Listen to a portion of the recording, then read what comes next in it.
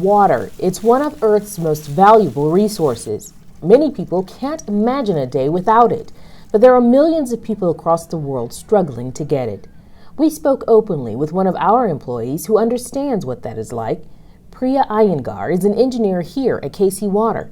She grew up in Mysore, India, where water wasn't easy to obtain. My grandma, my grandpa, grandma, my whole family, they lived in a smaller town, village sort of, where there wasn't any water distribution. So they had to go to a well site and use the hand pump to pump water and fill up buckets of water, pots of water. Priya remembers it as being pretty competitive to get water.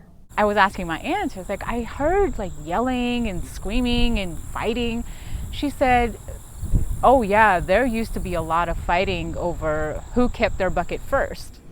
Today, she says she's been spoiled, but still aware of how much water she uses. I want to say America has spoiled me a little bit with the shower and the washer-dryer system and dishwasher. It's all these technology has made me use water more. And sometimes I have to remind myself that it's a resource. It's not something that I can wastefully use. That's exactly what the national campaign called Imagine a Day Without Water hopes to promote, the water we take for granted. On October 23rd, we'll take a day across the nation to raise awareness and educate America about the value of water. KC Water hopes that people consider making life changes and educating future generations about not only how much water we use, but how much we don't need to use. Thinking about what I'm going to talk today, I took a 10-minute shower. I think 10 people could have showered in that 10 minutes. Our planet is mostly made of water, but what happens if it becomes a limited resource? The whole planet is filled with 70% of water.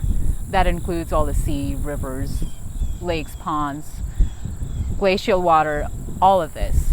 Out of that, only 2.6% is fresh water that we can use. Yeah. Only 2% of the 70. Mm-hmm. And even in that 2%, 2.6%, there's only 1% available for drinking purposes. For KC Water, I'm Heather Frierson.